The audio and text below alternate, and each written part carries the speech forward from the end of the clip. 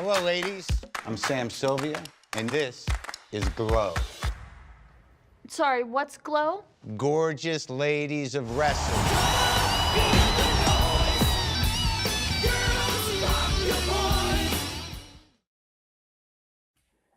Thank you guys for joining us for another TV Lingo episode. I'm Eddie Lingo. I'm Iris. I'm Ron. And today we're going to talk about the Netflix original show Glow, based on the ladies of wrestling. So even though it's a fictional story, it is based off of the gorgeous ladies of wrestling, which was a true wrestling federation that made it to TV. And despite the doubt and people thinking that wrestling was only for men, it had a huge impact. There was a Netflix documentary that came on about a year before the TV series. And now we have this TV series. We're going to talk about the first season. All right. So, Iris, tell us your thoughts without going too deep. How did you feel about this season of Glow? I enjoyed it. It was good. Next. Okay, I enjoyed the hell out of this because I grew up watching wrestling. Shawn Michaels my favorite, but I enjoyed watching wrestling. I vaguely remember watching Women of Wrestling. I never watched Women of Wrestling. You never watched? Never watched it? I just liked watching the guys. It just the history of it, like you said, there's a documentary of it. It was really cool for the fact that this teetered between fact and fiction, just enough to get you involved and feel connected to the characters.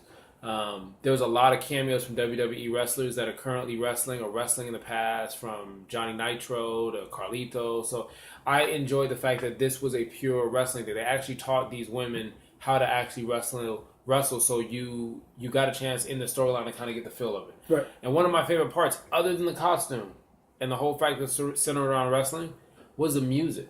Oh, the 1980s music was on the fucking point. Of course. So I enjoyed this. Yes. I too enjoyed this, but me being the old head that I am, I actually watched the Gorgeous Ladies of Wrestling. I didn't start watching until 1986. Apparently the first episode aired in 1985. But I didn't get on until 1986, and at first I wasn't all about it because it wasn't as epic or as big, and the stories weren't as strong as the WWF at the time, not WWE, which some of you people probably never heard of because you're too fucking young. Or WCW, right? Is that the Wildlife So the WWF, World Wrestling Federation, it wasn't as big, it wasn't as cinematic, it wasn't as glamorous, even though the Gorgeous Ladies Wrestling. And it seemed gimmicky at first, but there were times where I was in the mood for wrestling and it was on, and I actually gave it a shot. And then I got into it because they were being taught by real wrestlers to pull off these scenes. And so once the documentary came, I was excited because I actually watched it as much as I could.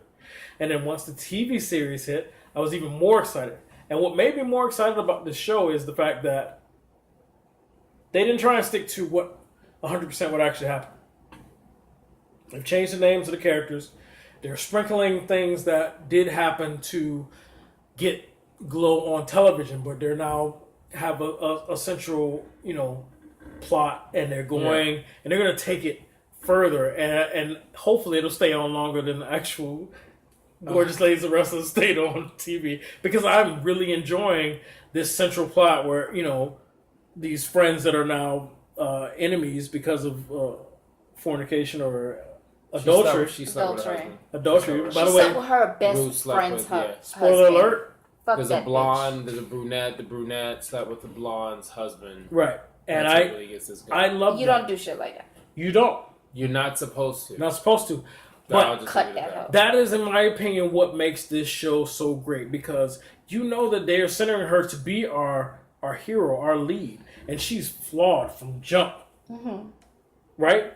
But you can't help, because of her dedication, her passion, to still somewhat root for her, even though what she did was super fucked up. Yeah, and she deserved to get ass beat. You do sympathize with her character. Exactly. The writing on it was done so well that even though she was wrong, she fucked up. She violated.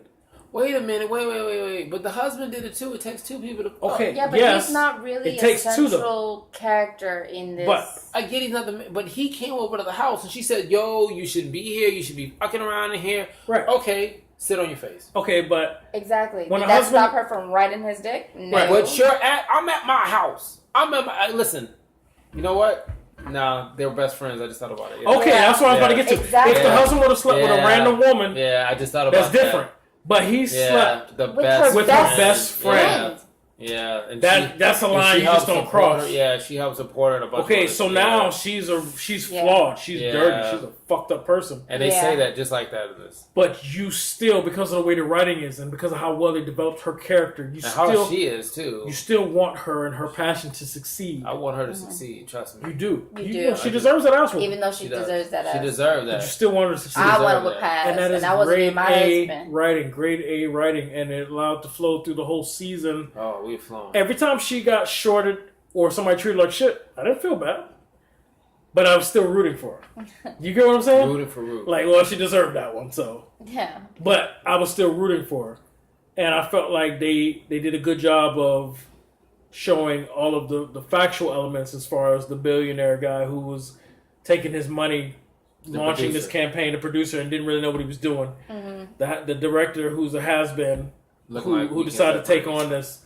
Yeah. The girls having to live in the hotel, like they said in the documentary.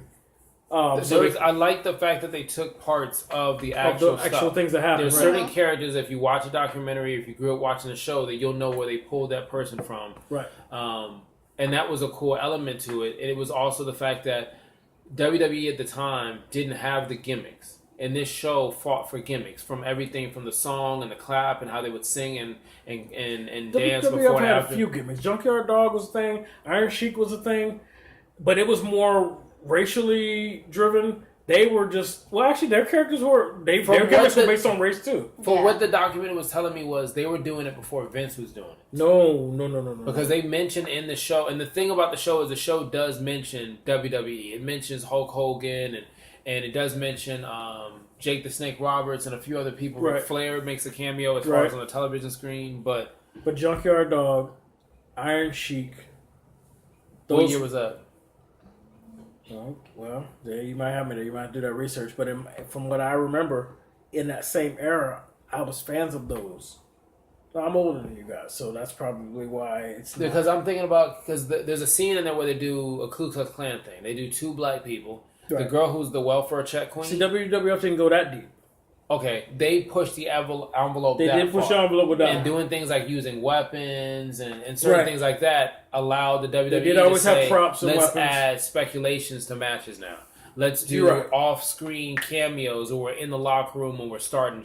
The WWE really was more of a, to my knowledge, that was the golden age. They were more of a Hulk Hogan, like, let me tell you something, brother. And he'll sit there with Mean Gene and they'll talk. And then the Glow wrestlers will go to the hotels or go to Vegas or go all other places. And they actually had a traditional, like, they really stuck to the fact of heels and faces, how they associated with each other. And I felt like they didn't get that credit for the WWE.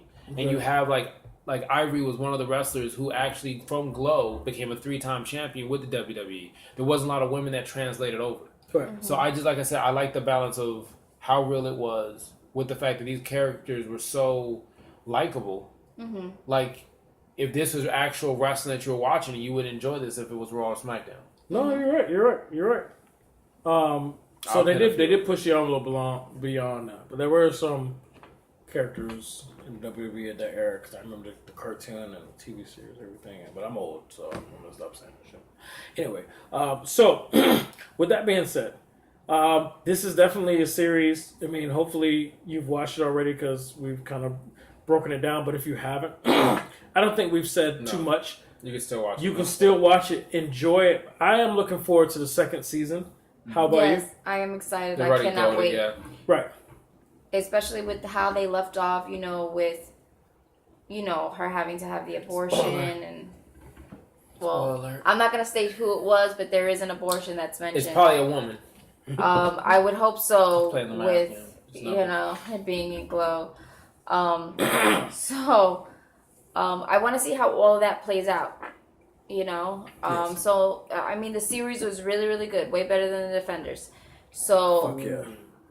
Hopefully, that amazingness continues on, and it's not one of those shows that start out really strong and then starts to dwindle. I don't think it will, because they have such a great balance, and a lot of the women who were on the original cast, they said they see the similarities of what happened, what didn't. You have I think Glow went three or 4 years where you actually can pull all these storylines and behind the scenes cameras and all these love, and you could pull this out and almost like write something similar to like almost like a cheat code where you shouldn't be able to fuck this up. Again, we like all the characters. They can't. They really. I don't think they can fuck this up. Yeah, I don't think. I'm so looking forward to another season. Well, sometimes people can surprise you.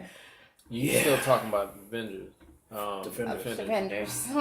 Defenders. Yeah. Go watch our movie. I'm sorry, TV Lingo discussion on Defenders. Okay. Yeah. So let's rate this, man. Let's rate this thing. Yes. All right. I'm gonna start with you, Don Ron. Why me? Because I started with Iris on Defenders. All right. So Glow. How do I feel about Glow? I feel Glow is Producer, you got a calculator? I feel Glow is a 10. Woo! What? Woo! Tell us why. You have to tell us why. You give it a goddamn 10. You have to tell us why. Glow came out of the corner swinging. I had no idea that I was gonna like this. I liked the documentary. I just thought I would watch it. Allison Brie from the Community. I don't know what the girl with the blonde hair is in it. It's a lot of people who, for the most part, I'm not saying they're really big stars or whatnot. We recognize talent. You recognize talent, like it's like the phrase you use. What was it? Showrunner. Okay, whoever put this together, it's just smooth on so many levels. Like the robot that looks like it could be in Rocky 3. The outfits that they're wearing, the conversation, the verbiage and words they were using, and just the characters in which they use. It felt like I could sit there on Saturday morning and watch Glow. And just really enjoy this all over again. Now, with that being said, I'm going to bring this motherfucker back down to earth, isn't it? Oh, this bitch. All right, so... I started with a 10. Yeah, and I wanted to know why. Because anything is possible. Anything is possible. Okay, so it's an 8 for this guy. Iris, your rating and why? Why are you looking at me like that?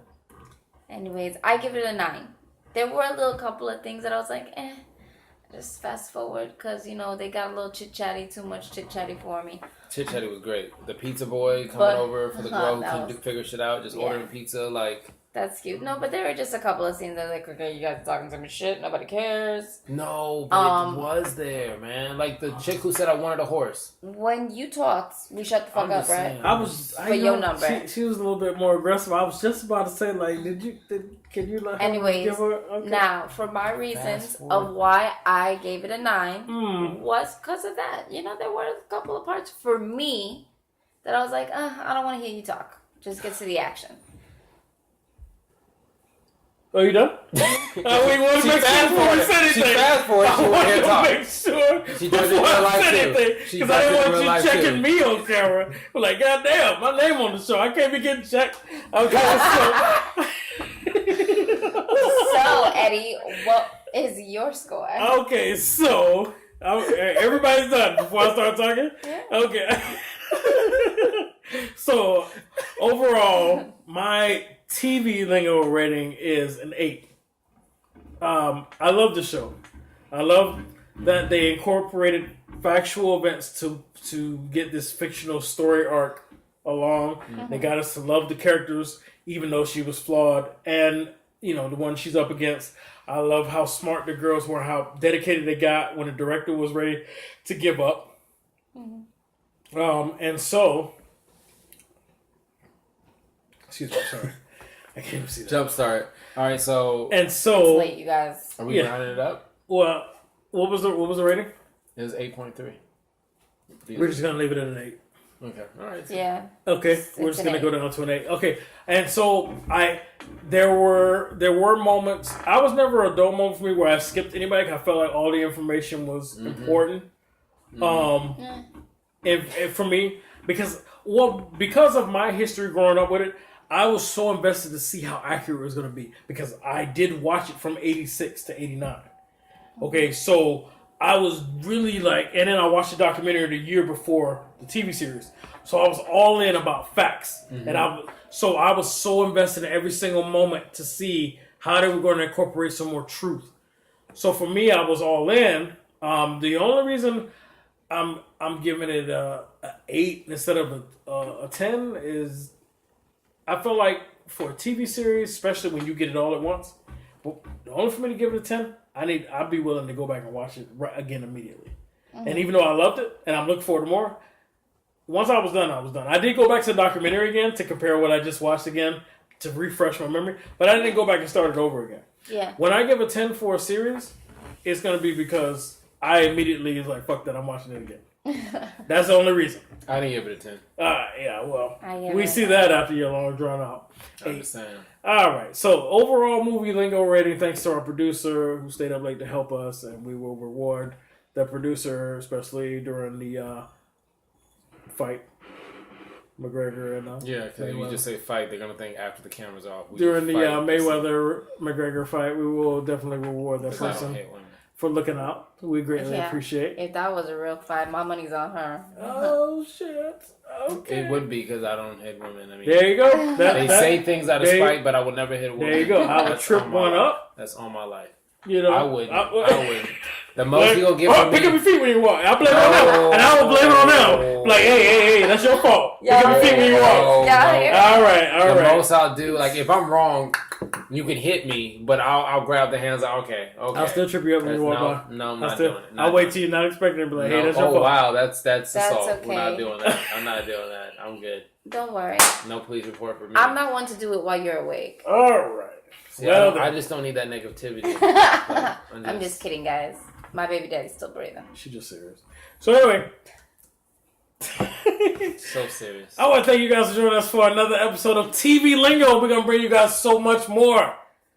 And we're not just doing Netflix shows. We are going to go to network shows. We're going to have a different formula for you. We ask you guys to just stick with us like you did with Movie Lingo to get it where it is and continue growing. We're going to do the same thing with TV Lingo, and I'm so excited that we finally took this leap. These episodes will, for the beginning, show up on Movie Lingo Instagram and YouTube page, but it will have its own dedicated channel, and we look forward to talking to you guys more about shows to come. Thank you for joining us for another TV Lingo discussion. I'm Eddie Lingo. I'm Iris. I'm Ron. And we'll see you on the next one.